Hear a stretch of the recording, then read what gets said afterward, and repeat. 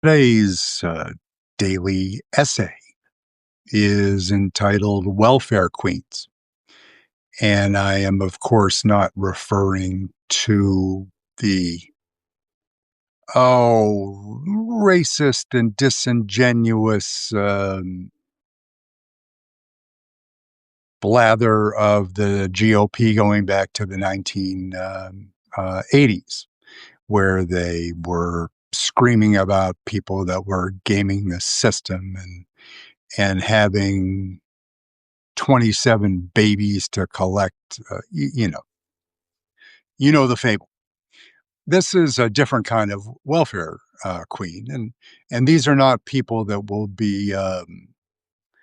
will have much trouble come the holidays and finding sourcing gifts for their loved ones, because the welfare queens I'm talking about are mostly tech bros. So And my research, of course, and by welfare, I maybe uh, sarcastically or cheekily think about those that get government handouts, but for another sort, but won't take ownership of the fact that government, the United States government, helped them in any way to achieve their success because they want to be viewed as self-made men. I'm saying men because it's mostly uh, dudes, unfortunately, for the moment. But that, of course, will change because I think we're all getting pretty tired of of these particular welfare queens that showed up for the Trump 2.0 inauguration and embarrassed the shit out of themselves, their families, their neighbors, their parents, if they're still on this side of the void.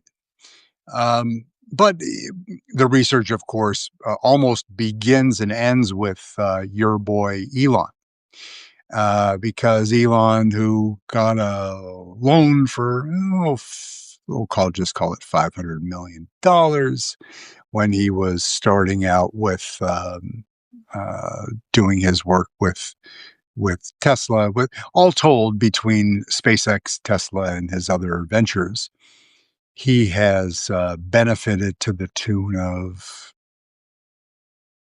in loans, grants, and resources made available to him to help him launch his businesses is somewhere in the neighborhood of $4 billion. If you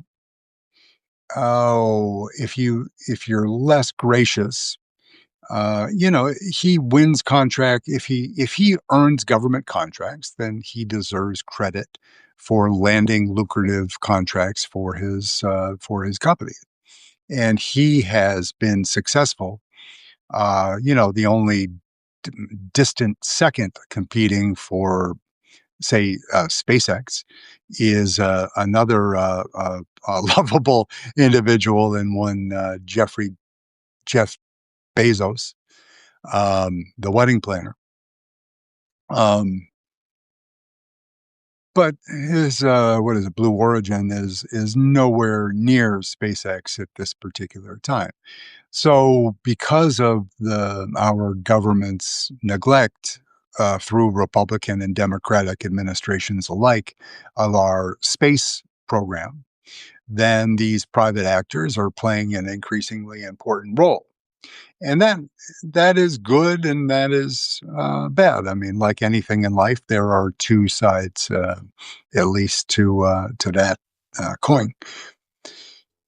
But Elon, so he, I could say on if I was being disingenuous that he's benefited to the tune of $30 billion from the U.S. government because he has secured, earned, and or otherwise secured contracts with NASA and the military for tens of billions of dollars. But the direct benefit initially was, we'll call it, $4 billion. Then we have there's DARPA and NSF, right? DARPA, the Defense Advanced Research Project Agency, for fun, and NSF, National Science Foundation, or NSF, or you bounced a check, or NSF is not so or we'll call it the National Science Foundation. These are two critical agencies that contemporary interest are two industries that have been taken a beating by the Trump administration. And ironically, Elon had a hand in that. Now, you could cynically believe that if Elon was trying to curtail research grants in the United States, would you cynically say that, yeah, he's ahead? Of course, he wants to cut the legs out of any of his pursuers, and he doesn't want the government to finance any of his future competitors that will want to catch up with him. And that is my postulation. That is not based on empirical fact. But if you think about it, if you think about the, the ketamine-driven mad genius that is Elon with the coming robot army, that falls directly into his Doge bag mentality. You know, so anyway, both agencies have taken a beating. Something in DARPA, something like 30 to 35%, and NSF also, because on NSF there's also biomedical research. So one of your other great American patriots, RFK Jr., is, when Elon is beating NSF with a baseball bat, then RFK probably has a butcher's knife and cutting the other side of the corpus on that front. So they're both in tough condition right now. They'll come back. DARPA has done, as you probably know, but for those who were new to government and military research going back to the 60s, is a couple somewhat significant inventions came out of DARPA, which is, you could say, came out of the U.S. government, or more specifically on these two examples, out of the U.S. military and government research, which is that thing, the interwebs, you've probably heard of, internet, interwebs, something like that. The thing that was really important before AI, you might have heard of it. It's if you thought that Al Gore invented it, that may not be true. But these days, what is real and what is fiction? And the other major invention in the last 40 odd years that came out of DARPA was GPS. The third and equally important research that they did, and not in the late stages, but also in autonomous vehicles. So you can see a through line to your boy Elon, to DARPA, and him looking at it and say, thanks for the help, thanks for the money, thanks for the loan guarantees, thank you for the data. But anybody that's going to pursuing my position of dominance, I'm going to kneecap them, and I want the government to help me do so. And oh, by the way, DJT, even though he and Elon did or didn't have a falling out over girls, real estate, ketamine, or otherwise, he'll still do Elon's bidding over the bidding of other people, because Elon will be kissing his ass and continuing to donate to Republican causes until they have the final blow up, and then that means that they'll probably be in another realm. That may be later. Of course, Elon is a great deal younger than your boy DJT. So after Elon and SpaceX and Tesla and satellite phones and other technology, the other big players that benefited most directly from DARPA and NSF and their various friends and family programs. Probably say the next would be not in a linear sense, but from the enormity of the project and the success was probably Larry Page and Sergey Brin and Google, and what they got with the relationship of DARPA and Stanford and other research agencies and the government, and the leg up that they got, loan guarantees. They're, I'm almost certain that the U.S. government paid the tab for the postgraduate education for both Mr. Brin and Mr. Page, I believe.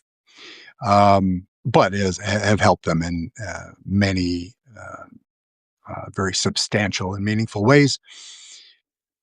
Now, these are brilliant men, largely men.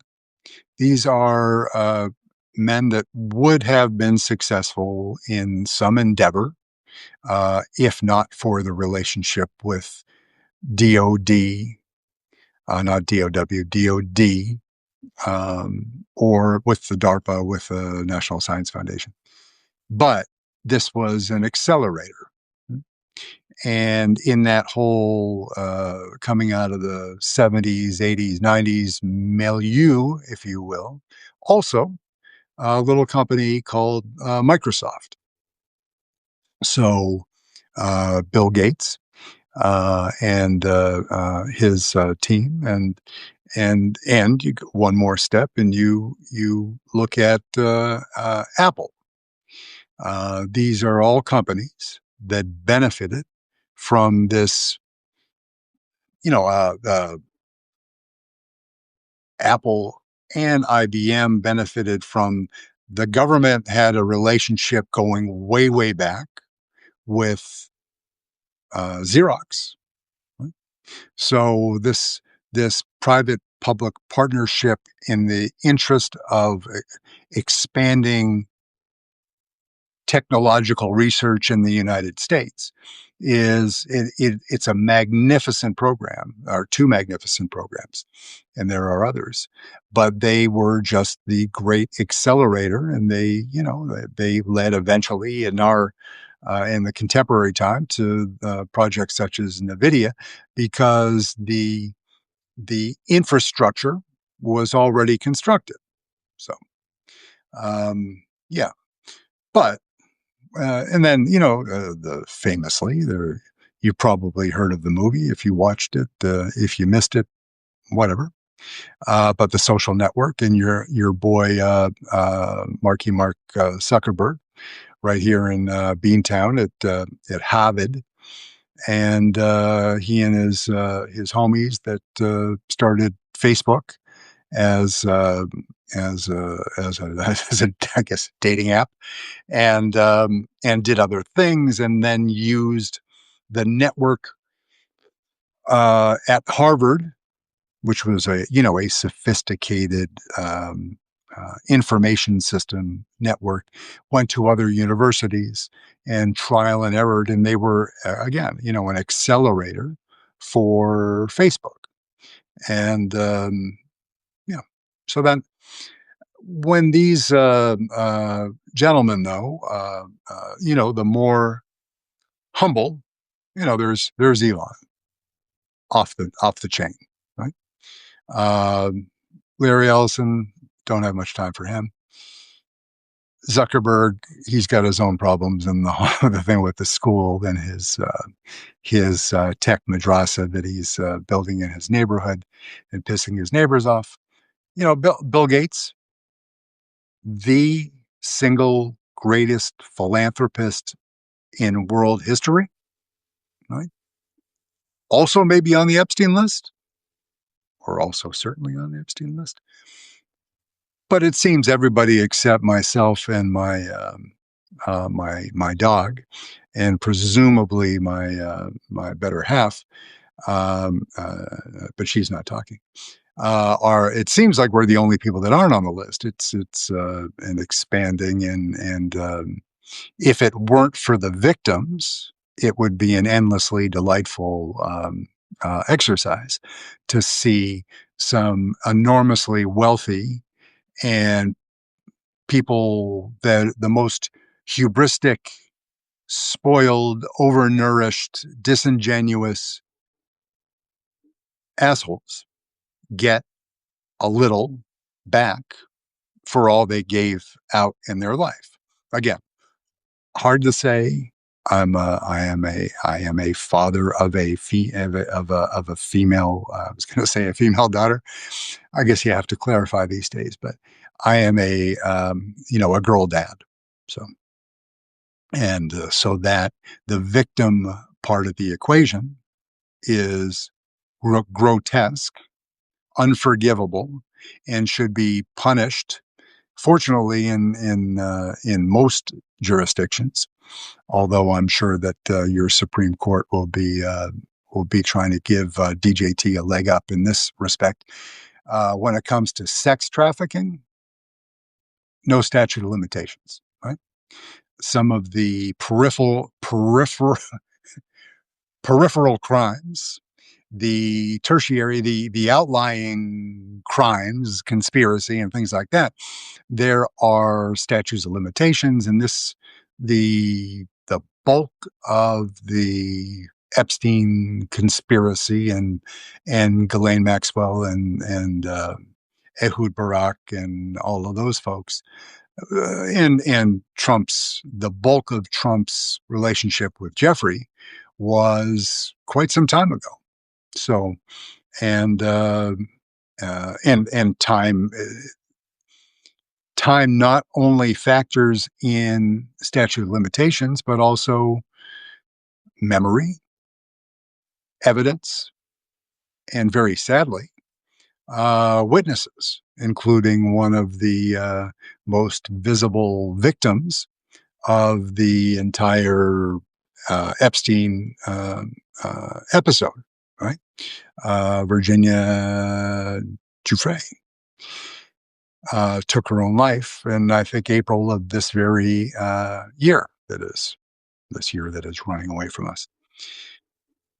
So it will be difficult, but if those names, and they will come out because the victims, if um, if they are not satisfied with your GF Pamela Joe Bondi, if they're not pleased with the pace at which the files are being made public, and that they aren't overly redacted and there aren't glaring omissions, because the victims know about who the bad guys are and they're trying to play by some rules and they're scared. There was one news story today about I would argue that the Trump administration purposefully released photos of some of the victims against their will and without their knowledge.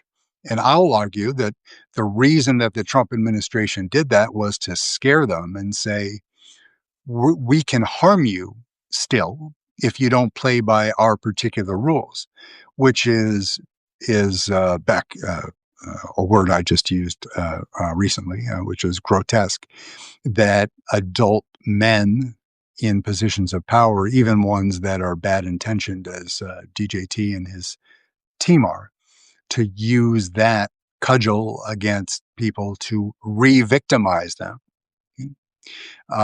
It's reprehensible, and hopefully the beatings will come at They will come at some point.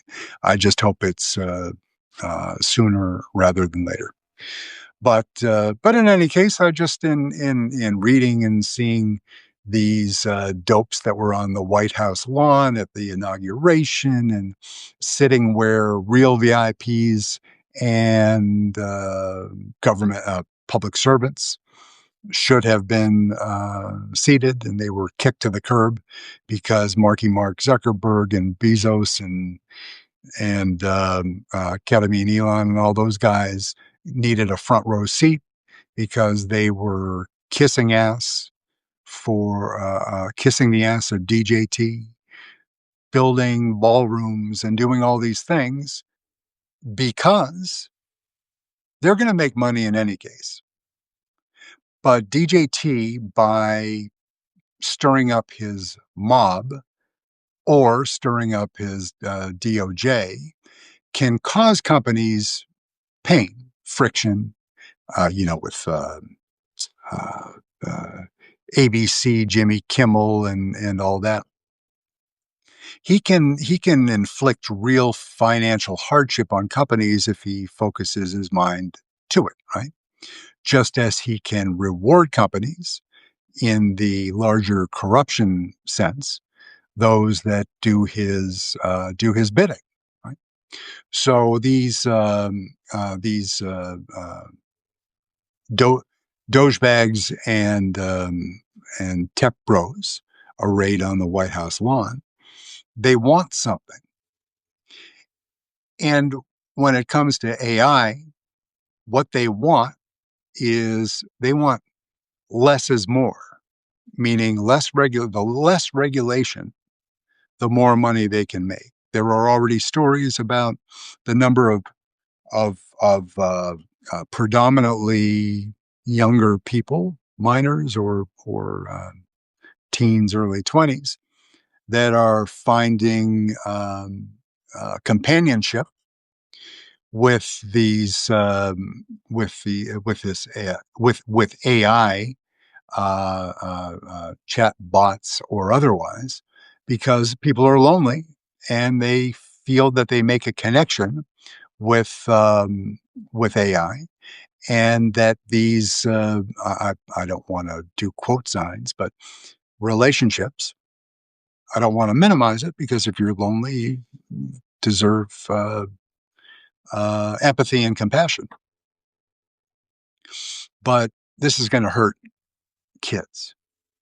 It will, in some instances, it's going to help people, because when the technology is up to the task, will the technology be able to warn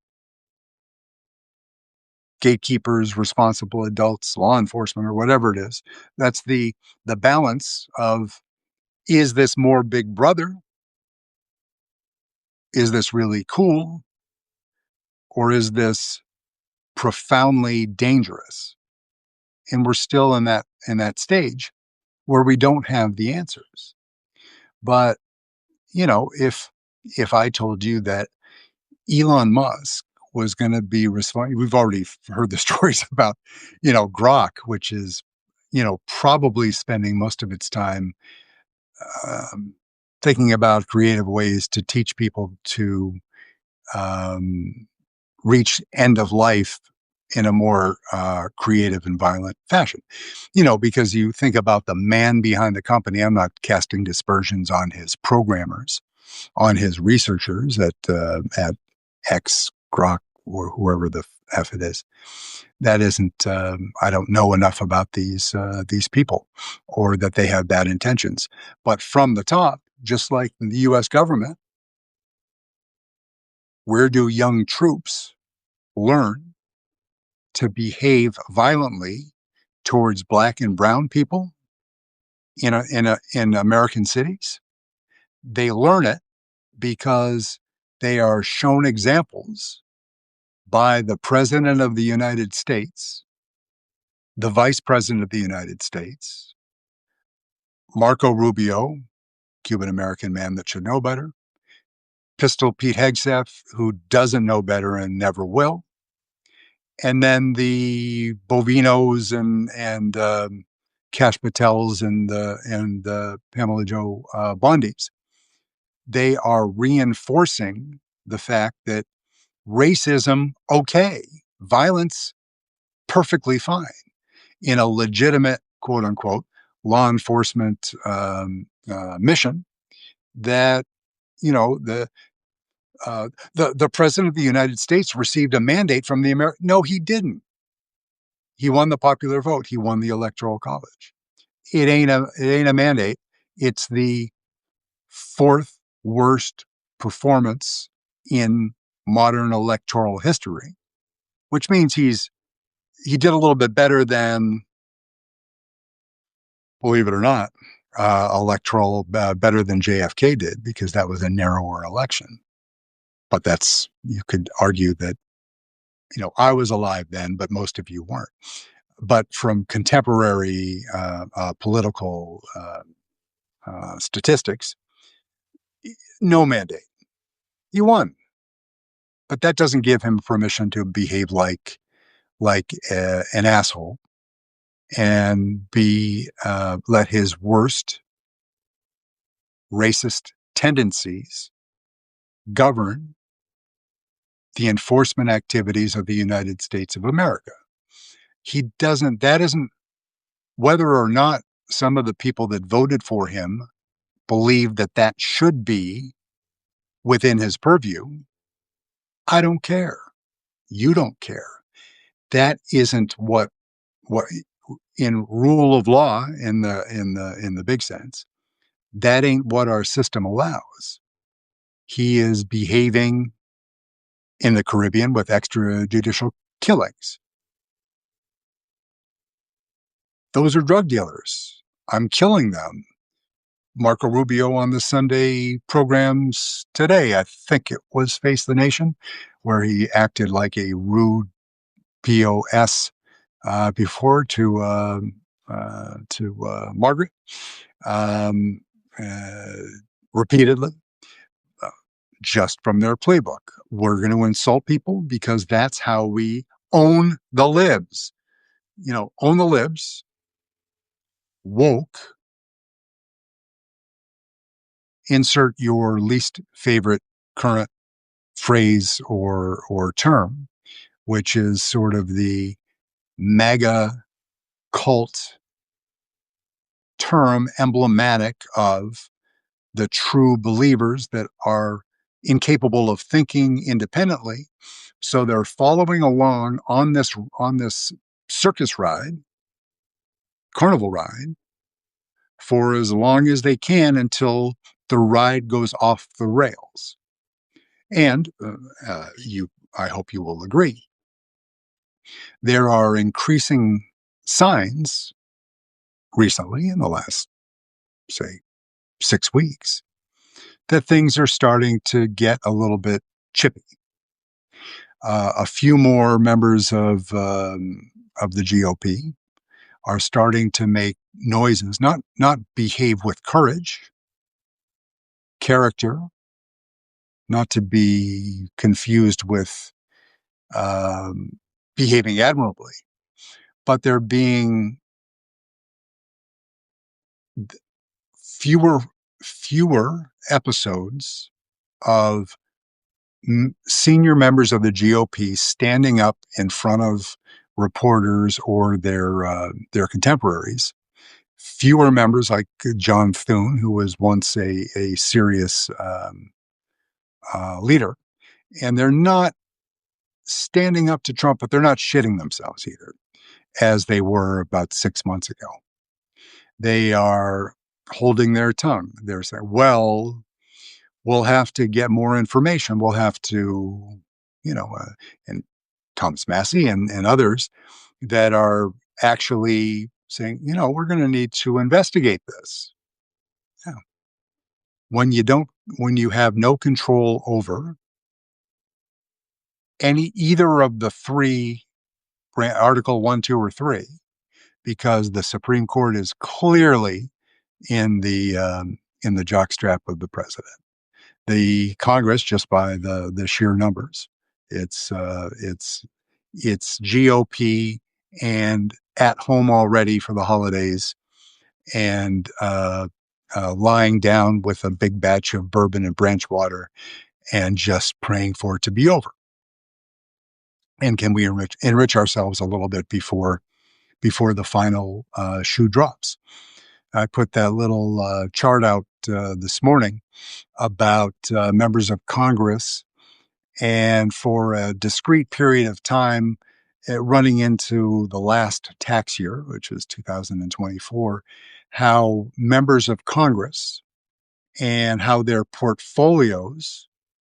There were a couple charts, and I'm not sure if the one that I posted this morning was members of Congress compared to the S&P, or if it was in the aggregate how they performed against their fellows. But it paints a picture in blue and red that everybody's involved. Democratic Party members, no saints in this process.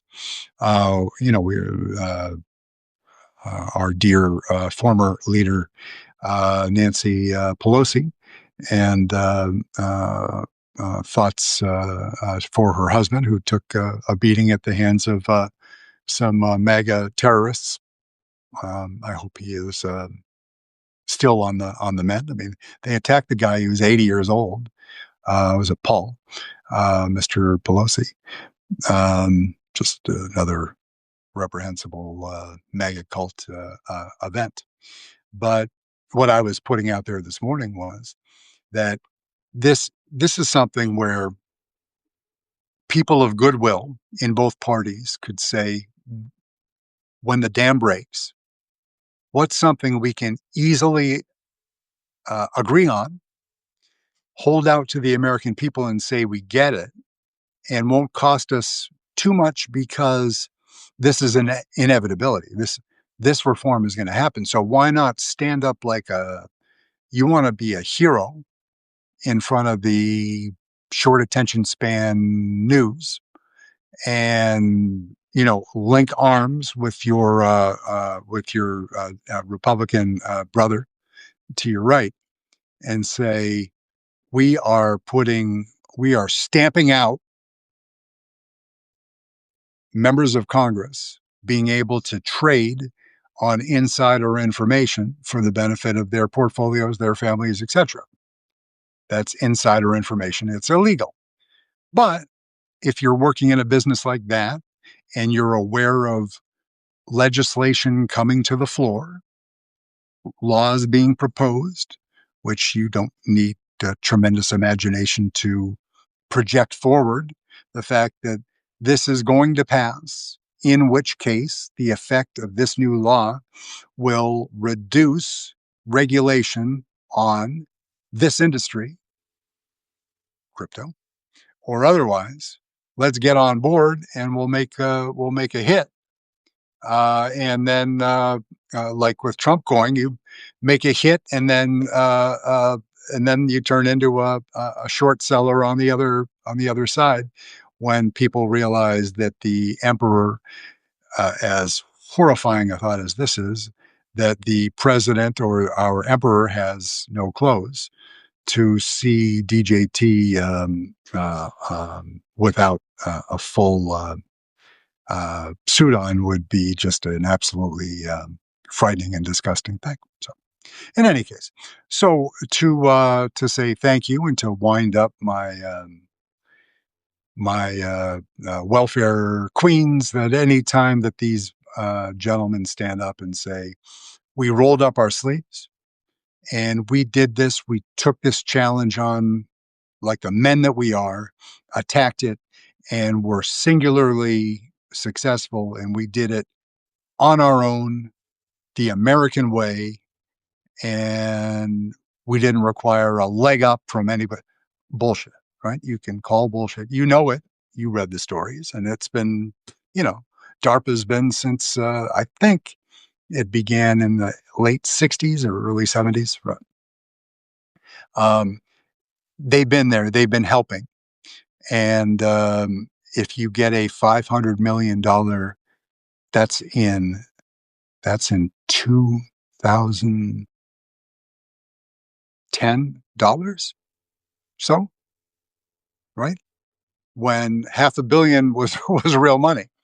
Now, because those same gentlemen, uh, Elon, Bezos, uh, even after all the money that Bill Gates and Melinda have given away, and Sergey Brin, Larry Page, if you those those guys alone, if you took their net worth and put it all together, then you would be $2 trillion, $3 trillion. So yeah, they could buy us out of all this trouble that we're in right now, if they cared about anybody except themselves. But they don't, and they won't. And as long as they keep kissing Donald Trump's butt, then they don't have to answer to anybody because there won't be any guardrails, no investigations, and almost zero regulation. That's what they need to make the most money. People are going to get hurt in this bot as your shrink. Some people have already committed suicide, I regret to say, but you've heard that. That will accelerate until we get control of it because without any guardrails, these guys will just see dollar signs flashing in front of their eyes. They read the same stories that you and I do. That is there an AI bubble? And I'm like, Jesus, freaking, I can't. We already are $569 million in R&D in this AI thing. If this is a bubble, we are screwed. Actually, the people that lent them the money are probably a little bit more exposed, but it's and they'll probably be okay. So it is the end of one week, and or in I guess in Israel, this is the beginning of another. And let's we have something called Christmas coming up on Thursday, and then we roll into the new year, and Zoran Mandani, and I'll be working on some new projects, including some version of a daily news program that will be scheduled in the app. So these ones I do when I can fit it in, and there aren't visitors in the house and things. But it'll be on the schedule in the app, and just a short and sweet.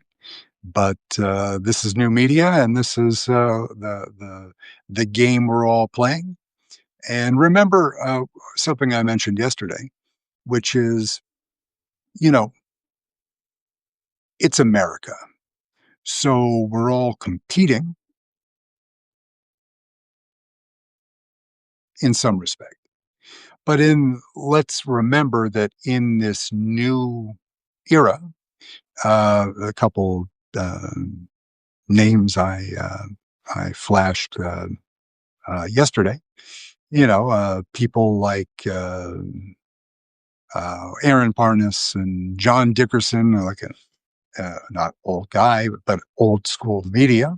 You know, um, legacy media left there his last day on Friday, and he's here on the platform, and a sort of an old school, younger than me, of course, but everybody is, but just out of that mold of this is a believable, honest person who loves the English language and wants to tell the truth.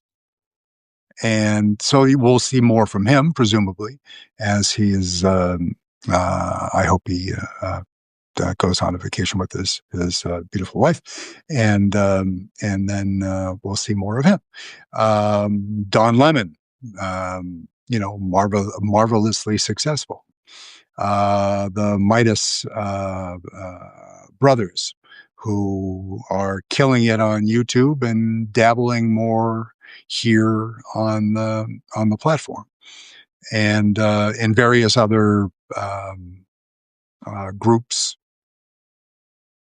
Oh, the crooked media boys from the left side of of the aisle, who are present here, fighting the real battle is engaged on YouTube, is that the right wing media folks, Candace Owens, Tucker, Nick Fuentes, and what was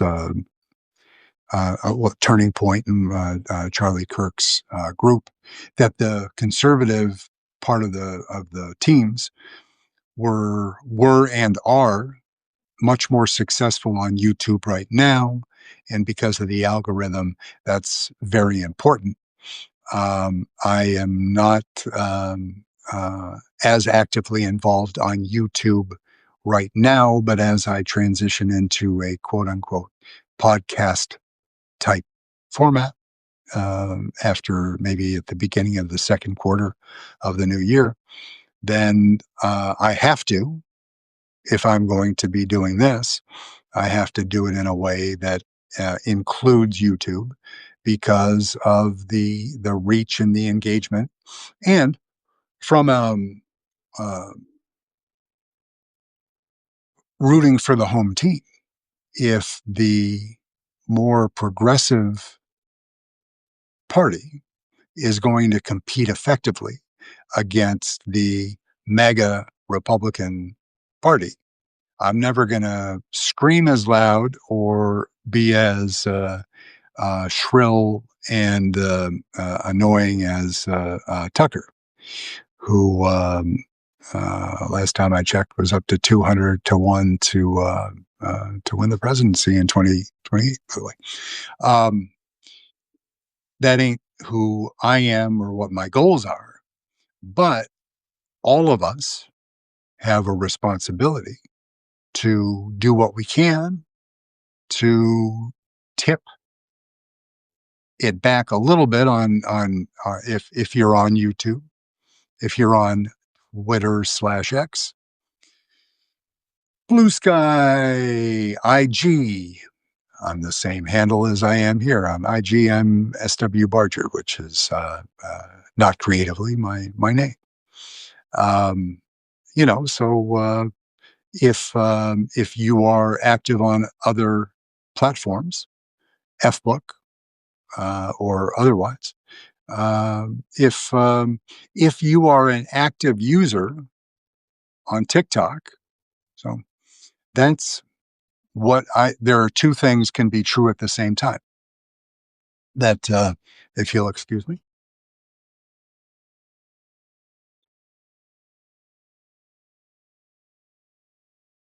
TikTok is the greatest, or one of the greatest dangers that we face, as far as let me call it the psychological well-being of our nation's youth. It sounds grandiose. It sounds like an overstatement, but I don't think so. And by the time, whether we all know whether I was right or wrong, guess what? It is like they used to say in the old days. It will be the Stephen King thing. Too late. Right. We spoke about it yesterday. Chinese Communist Party, Xi Jinping, TikTok, algorithm, the fallacy that they're selling or licensing TikTok to this U.S. group led by Larry Ellison and and some of the other right-wing clowns that were handpicked by DJT. But where is the joystick? Kids, that was a game controller back in the old days. Who has control of the US algorithm? So it's either bad or worse. You can pick. Either the ones that will be controlling the US algorithm are DJT, JD Vance, Stephen Miller, you've probably heard of him, and the other clowns at 1600 Penn, plus Ellison, plus Rupert Murdoch and his son. It's kind of what was that show Succession, right? So was that Murdoch? Was that a little bit of, was it a composite? Was Succession a composite of Murdoch, Ellison, with a little bit of, because it's media, right? Whatever the inspiration for the really good show.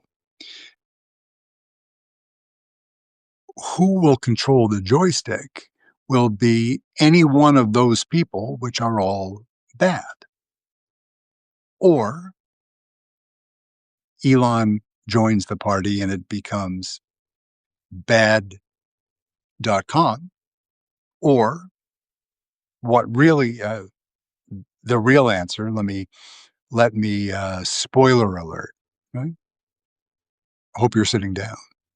The Chinese government, the CCP, PLA, Xi Jinping, are not going to cede control, just like they're not turning over their army and navy to Vladimir Putin or Donald J. Trump. Chinese, they're not, breaking news, they're not doing that. They want to dominate the seas and intimidate other countries into behaving in a way that is consistent with China's economic interests. No surprise, no guesswork, no I wonder what they want. It's clear.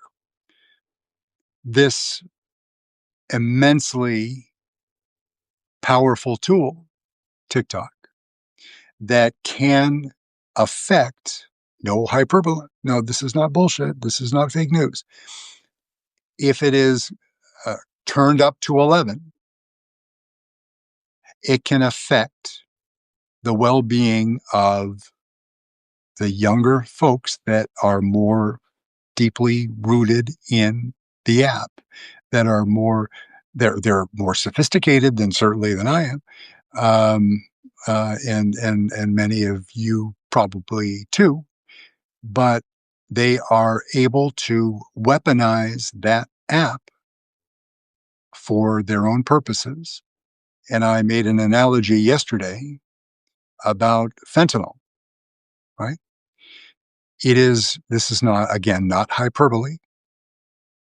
This is the second part. The fentanyl part is more a CIA thing. This is a known, reported, but somewhat underreported for various reasons, is that if China was to feel a greater existential threat from the United States, like let's assume for a minute there was an actual president in charge of the United States, a strategically competent leader, right?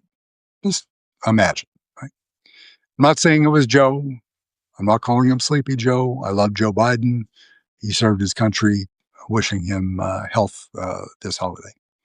But let's say if you were, I'm going to say Barack Obama because he was uh, an intelligent, not a military man, but an intelligent, compassionate leader. So let's say a more competent foe or adversary, if you want to, that's a nicer word. And Xi Jinping was feeling that America was putting him in a box on Taiwan, on things still to come, on advanced naval, the islands that he's constructing out in the South China Sea. There's going to come a time when if he wants to impose an embargo, then the Japanese, as you read, I'm sure, or heard last week, the new Japanese prime minister is much more conservative than has been the case for perhaps decades. And not Xi, the new Japanese prime minister, is warning China that if they move on Taiwan, then that will be characterized as an act of aggression by the Japanese government. We need Japan. We need Germany. We need them all. But we have a president that doesn't understand why, and that will not work to our benefit. And in any case, one more time back to the analogy is TikTok on one side up to 11, fentanyl on the other side up to 11, meaning China can allow the flow of fentanyl to leaving China via Burma into the marketplace, to the smugglers, to the various routes that the fentanyl takes to Mexico to be refined until to its final the pills and the other various dangerous delivery devices when it's mixed with heroin, making kind of a supercharged heroin mixture that is killing a lot of people, and the ones that it is not killing, it is destroying their lives. So they have this other non-military weapon. So we don't have to lay awake in bed and be worried about it, but we have to acknowledge the existence, not of something, not a hypersonic, laser powered toy that will be on a base floating around the moon in 20 years. That'll come. We're going to see lots of that. Those of us that are still around, it's going to be a wonderful time to be alive for however long that lasts until it's too late. But just as news related to China and tensions go up and down, and they always will, because we're the two great powers remaining on the globe. Just keep that in mind, that in his back pocket at all times, that Xi has that secret weapon, and we don't have anything to countermand that. Even if even if Elon was not a ketamine-addled, unscrupulous, unprincipled person, and we controlled X, it ain't the same. TikTok's more. One thing, if any of you have thoughts about, you're not on TikTok and you're going, you are on TikTok and you like it or hate it, or you were on TikTok and you're going off. I may have an account. I'm not an active user on TikTok. Half afraid to see what any young relatives are posting on it. But it's an effective tool. So do you much like shaking hands with the enemy to get to uh, play a game during the battle to win the war, sort of thing, strategic decision. Do you engage with that in the hopes that it gets taken out? The Supreme Court already ruled on it. It should be the law of the land that TikTok should be gone. A lot of young people be very, very upset. But if you have any thoughts about TikTok, I'd love to hear your takes, your experiences, your things that you read, any articles about, that how much more or less effective it is than other uh, social media tools. Things like that. I know I've heard about AI. I can research it, but I like hearing people that have, for instance, that are on this platform and use TikTok as a supplementary tool to push their work out there. Is that a good idea? Is that a bad idea? Is it been tried and failed? Still trying to get better? Do you have any cheat codes that you'd be willing to share, lessons learned, and all that? And that's what I jumped on and jumped off too quickly was we're all here, and in some ways, from a content perspective, we're competing with one another. But while this is still a relatively uh, reaching its a new apex, perhaps this is and legacy media going the way of the Triceratops. This is more important. This is more people can be involved in a meaningful way on this platform. So don't be afraid to reach out, connect with somebody, and ask a question if they're doing something that you like, if they're doing something that puzzles you. You know, um, uh, you know, be you don't have to give away the secret, but think about being a good neighbor in any case. Wishing you well and a good evening, and try to stay out of trouble at least until tomorrow. And best to you and your family as we approach yet another holiday. And have a good day today. Thank you very much.